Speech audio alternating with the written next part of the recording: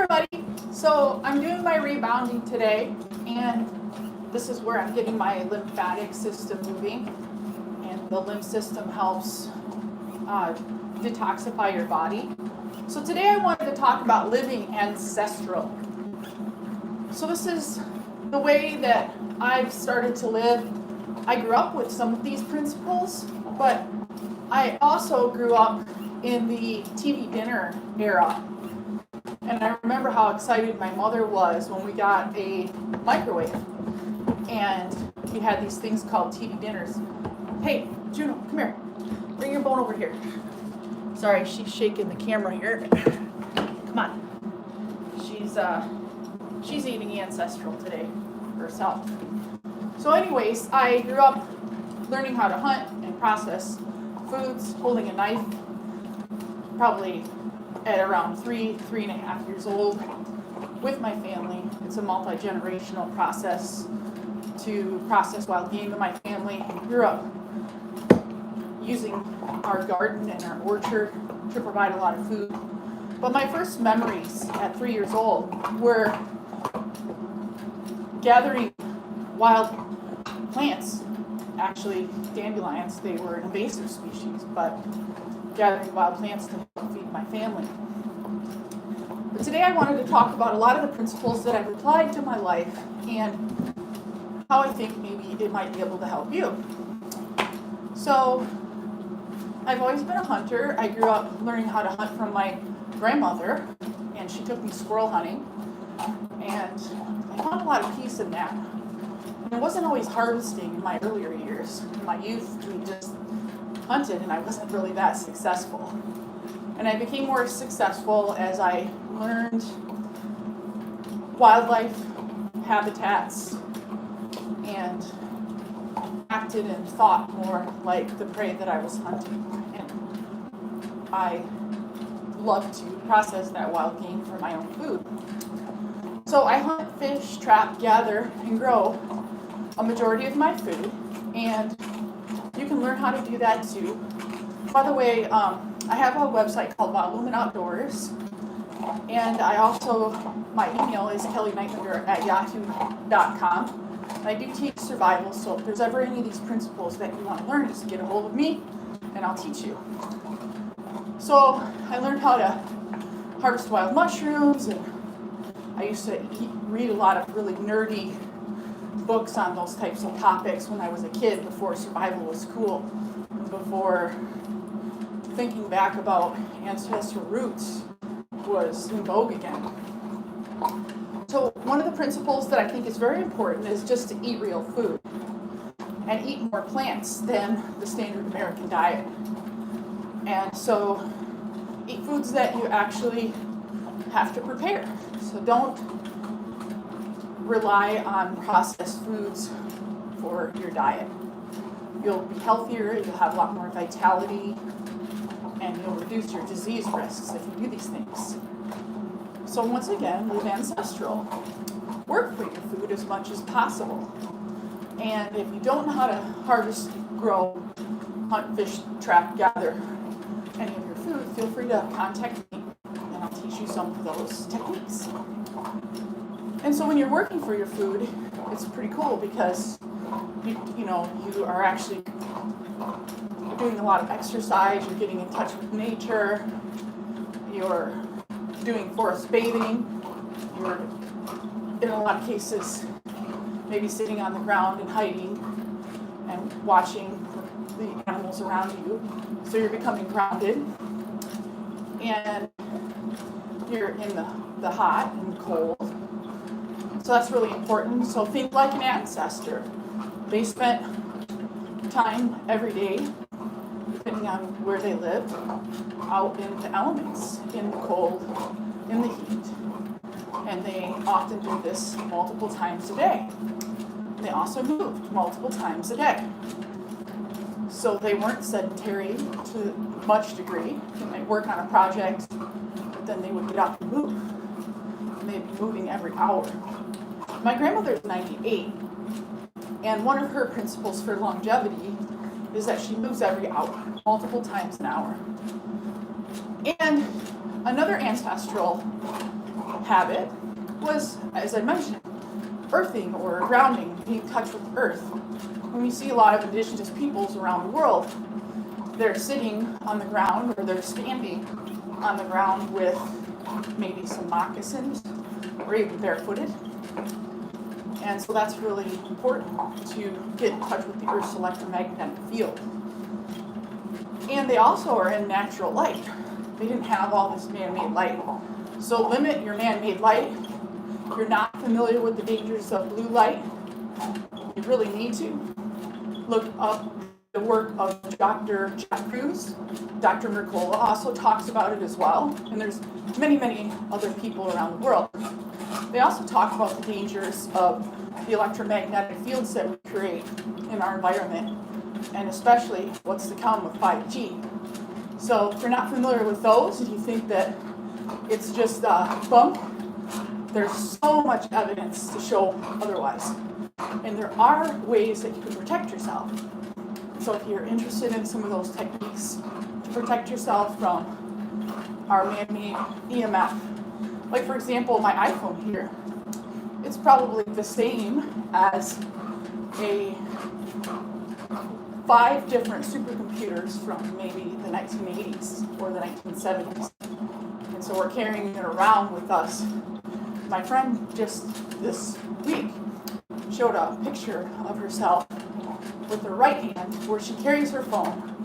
All of the capillaries, well, I shouldn't say all of the capillaries, but capillaries in every finger of that hand where she holds her phone burst.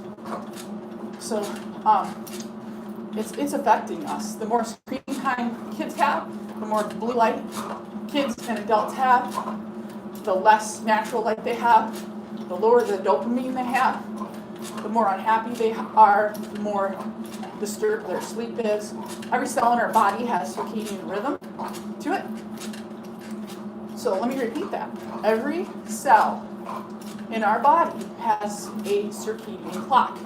Yes, you heard that right. So when we disturb nature's normal circadian clock, it affects every cell that we're disturbing that circadian clock. I worked a lot of night shifts. I always felt half dead. I felt sick. I felt on the verge of vomiting, nauseous all the time, really a lot of big brain fog, and kind of just always felt like I had a mild grade flu. And I'm so glad that I have now made different choices in my life to allow me to no longer work those night shifts. If you have to work night shifts, there's a lot of things that you can do to help offset this. One of those is you can supplement with lutein and astaxanthin, or you can just make sure that you're consuming more foods that have them in there.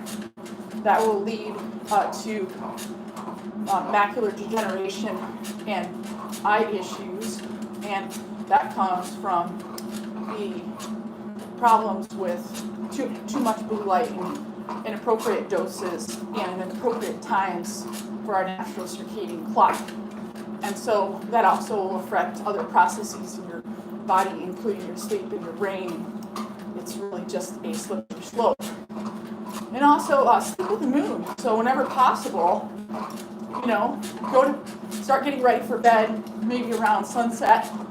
And I often will wake up now that I'm back on more of a natural cycle, even before sunrise, and then getting out and getting that first morning light and sunset, and getting out every hour for at least 5 minutes. At least 5 minutes. So it's not like you have to be outside every minute of the day if you have an inside job, or maybe you're a housewife, or you're at home with your children. But just getting outside every hour for 5 minutes and spending some time in the sun, maybe doing a little meditating or doing some deep breathing would really be beneficial. So also we are exposed to, women especially, over 250 toxins per day that we put on our bodies often as women, and we don't even know it. So if you're using just off-the-shelf shampoo, conditioner, makeup, especially all these really wonderful products that are endorsed by all these crazy labels and marketing schemes to, like, let's say, skin cream or lotion. If you think about it, the safest way to put things on your skin is using natural product. So for me, I really switched to coconut oil. I did a couple survival TV shows for Japanese television, for Tokyo Broadcasting System, called World Wonder X, 2 episodes of that where I taught the most famous Japanese comedian how to survive for 72 hours in the South Pacific. And there, I met indigenous people living on those remote islands. And one of the things that they mentioned was that they had their population studied by scientists because they have no Alzheimer's in their past, present populations. And I asked, well, why would that be? And the chief of the tribe told me that most likely it was from using a lot of coconut oil. And I said, well, what do you do for sunscreen? And he said, coconut oil. So ever since then, I use coconut oil for anything skin related, and it is so helpful and so healthy. And also I consume it as well. So another thing that's really important is to create your own tribal community. So we're more isolated than ever, even in this era where most of us have gravitated towards cities, and you're living in this big giant population center. You're more isolated now than what you were as a population 50 years ago, when there were less people and we were more dispersed. And in some places, people might be living in an apartment complex and not know anybody that's their neighbor, or maybe 1 or 2 people that they barely speak to. And we're so self-absorbed into our blue screens and our devices that it's actually harming our mind and losing those social connections that are so important. But you can recreate those. And if you live in a super rural area like I do, I don't have the opportunity for that much of an in-person tribe. I mean, I have close friends and family and people I communicate with on a daily, every other day and weekly and monthly basis and annual basis, and people I spend time with. But primarily I'm by myself a lot. So I know it's probably not the best, but I create an online tribe. So thank you for being part of that. And that tribe is growing, and I enjoy that. But I have a lot of tribe by all of the people I teach through survival and healthy living as a health coach and survival coach and life coach. So that's a really good way for me to grow my tribe. And I also open my home to Airbnb, and I have RVs or recreational vehicles on online hosting sites like Outdoorsy, for example, where people can come stay at my property, or Hip Camp, where people can come camp on my property. And that creates a sense of a tribal community for me as well. And that's really important when they've studied a lot of the blue zones around the world. And another thing to think about when living ancestrally is we are in this, as Americans especially, but even just worldwide, they're living this modern diet, modern lifestyle. We're in this constant state of being overfed and undernourished. So we have this obesogenic explosion, especially in the United States. And we are shortening our lifespan because of it. So ancestrally, they had feast and famine. And so most of it was calorie-restricted eating, and certainly time-restricted eating. And so time-restricted eating in particular is something I practice on a daily basis. For example, I've had my coffee with MCT oil, but I haven't had anything else yet today. and I probably won't eat my first meal until 3 p.m.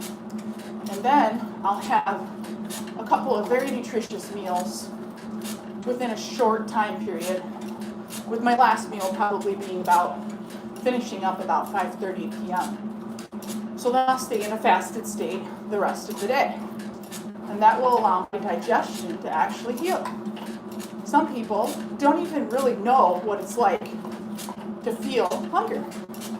And they also think that they can't miss a meal or they're going to die. That couldn't be farther from the truth.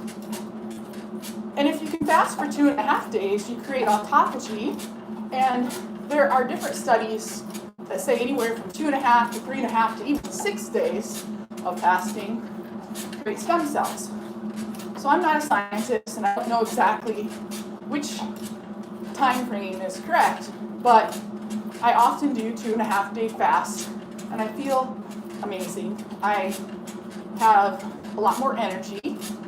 I feel very mentally focused, mentally clear.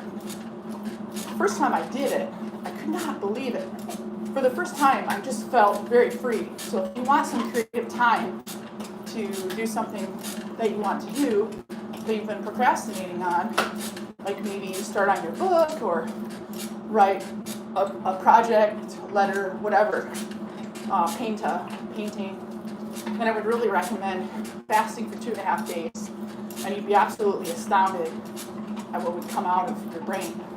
So you lose that brain fog, and your body creates autophagy. If you're not familiar with that term, that's where you start living off of the fat in your body, and you actually are not consuming glucose. So your body turns to fat for your fuel. And of course, there's the ketogenic diet craze right now as well. Before that, the Atkins diet, and many other facets of dieting that are similar to those. So I don't really follow any of those diets. I just eat low carb and high fat. And when I say high fat, I throw out my canola oil, safflower oil, sunflower oil, and I eat olive oil, MCT oil, grapeseed oil. I actually still even eat lard. And I eat butyrate or ghee. I'm lactose intolerant, so I don't eat butter, but if you're not, then I would recommend butter as well. I eat copious amounts of olive oil. I might have mentioned that, extra virgin olive oil. And I eat a lot of nuts and seeds, especially seeds. So seeds are very much a powerhouse. And there's other oils too. I'm probably forgetting some, like macadamia nut oil, avocado oil. And if you're going to do any cooking, which I do a lot less cooking with oils now that I realize the smoke point of most oils and the fact that they create carcinogenic results.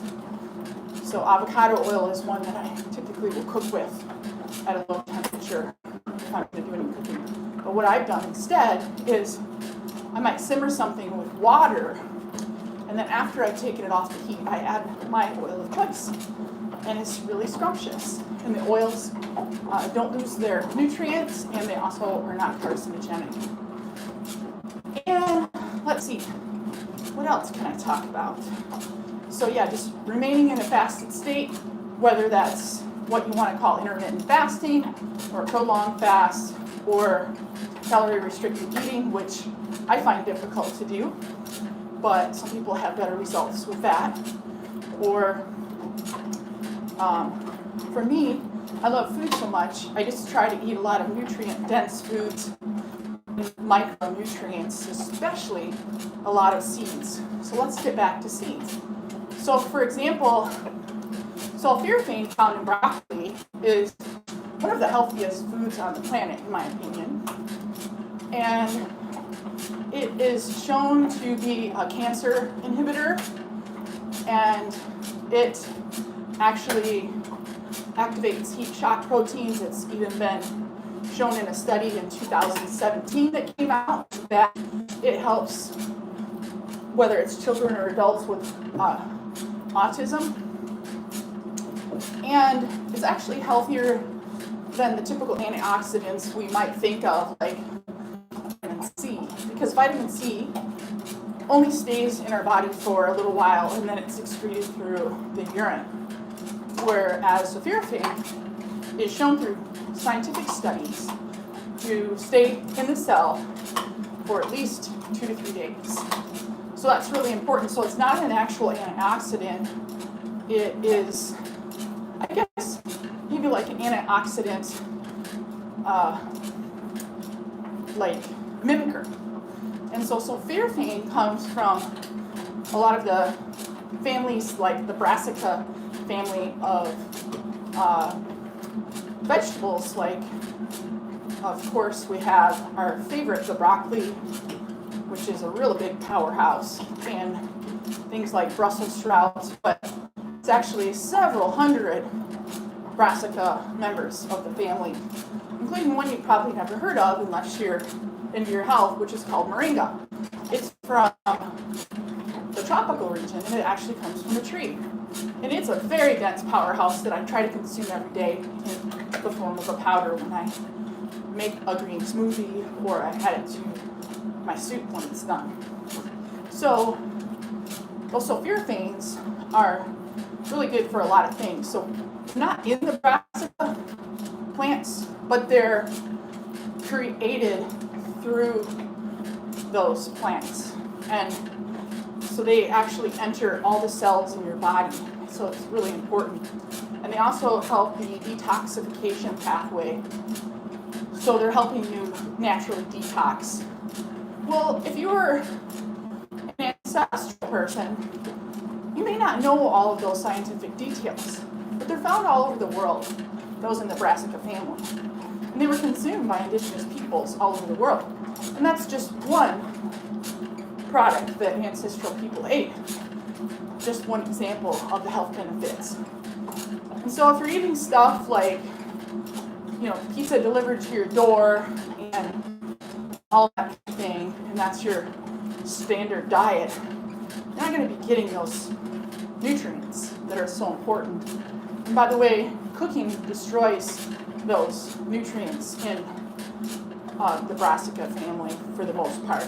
You might get some other benefits from having them cooked, like they might be a little easier absorbed into your system, but I find adding them to a smoothie with water and high speed breaking up of them really helps. So I grow broccoli sprouts, and I also eat broccoli seeds. So broccoli seeds actually contain more sulforaphane than sprouts. And so I also plan to sell both of those products eventually. So if you're interested or you want to find out more information, feel free to reach out to me. Let's see. So yeah, just make sure that your movement is important every day, and just make sure that if you're thinking about what you should do or what you shouldn't do, maybe you're not a scientist, maybe you're not a medical doctor, just try to live a little bit more like your ancestor every day, and you'll reap ancestral rewards. So in a lot of our cases, we have lost touch with our ancestors, and I really encourage you to get in touch with your native groups.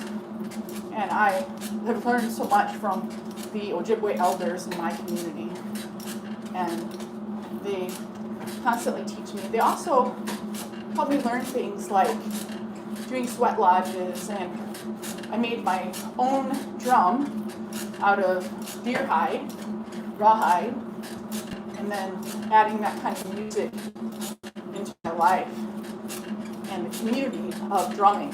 Typically it was a male-only activity, but in my case, the tribal elders felt like that was not appropriate because women were considered too powerful at their noontime. And now that that's better understood, with our understanding of science, the tribal elders included me into the drum circle, which was really amazing. And I don't know Ojibwe, but I followed along. I do know a little, but I learned a lot, and it was an amazing experience. And there are some indigenous tribes that also have women have their own red tent in the time of their cycle for things like sweat lodges or sweats. And that's really important. So that was a very ancestral way of purging out a lot of things, toxins, getting a good sweat on, and activating those heat shock proteins, which improves health and reduces all-cause mortality by 40% in people that do it once or twice a day, depending on their length, for at least a few years. And I also combat that, or I should say complement that with cold water immersion. I was the first woman to swim the Straits of Mackinac many, many moons ago, many, many years ago. And I was told I would die if I didn't wear a wetsuit by the first person who ever swam the Straits of Mackinac. And so I immediately knew I wasn't going to wear a wetsuit. And he said that was absolute suicide. And I was so glad that I followed my instinct, because it was the best decision of my life. So the water was 58 to 64 degrees, and if I went straight, it would be a 5-mile crossing from causeway to causeway, but I went shore to shore, and I also went on a diagonal. And there's also one of the strongest currents in the Great Lakes. And so I swam 6.75 miles in 2 hours and 45 minutes, 58 to 64 degrees Fahrenheit water with no wetsuit. I came out of there with ripped 6-pack abs, and people didn't believe me. I said, "Didn't you see what these looked like before?" And so just that swim, I burned so much body fat, it was extraordinary. My mind was clear and focused, and I was hooked on open water swimming. I didn't even know if it was possible, and I had been told that it was suicidal. It was actually one of the most beautiful experiences of my life. I've since swam it 6 times, and I coach people how to open water swim, and I live here right now on the Great Lakes, and since 2012, I was living off-grid in Alaska in the North Pacific. So I do a lot of open water swimming when I can, and I also do some ice water therapy, and I have 7 artesian springs on my property that are the 4th phase of water. If you're not familiar with what that means, check out Gerald Pollack's work. And it's actually full of a lot of water memory as well. And if you're not familiar with what that is, so you don't think I'm some kook or something, feel free to Google that as well. So water actually takes on the memory of all of the plants and rocks and dirt and geology that it passes through. And the more natural the stream is, the healthier it is. And the 4th phase of water is important because it's actually what our cells' interstitial fluid is made of. And our whole entire body is comprised of cells. So we're just a petri dish. And so, although our ancestors might have not fully understand the concept of a petri dish, we do now. So I incorporate modern science with ancestral knowledge, and I'm constantly learning. I went from being a super unhealthy, super sick, fat person who was on the brink of death from antibiotics and a standard American diet and allopathic medicine that failed me. And I was at death's door, and I decided that I had to take control of my own life. And I changed my own life, and you can change yours. And if you don't know how, there's more resources online at the tip of your finger now than ever before. And if you don't know what to do and you don't want to research it, feel free to ask me or anyone else. I won't give you medical advice, but I will tell you the things that I've learned. And I think it's really important to live, love, laugh, learn, and leave a legacy. So get outdoors and go wild. And follow your wildest dreams. This is Kellie Nightlinger. You can find me on Kellie Nightlinger at yahoo.com or Wild Woman Outdoors. And 7 other survival TV shows and off-grid shows around the world. So feel free to check me out on Discovery Network as well.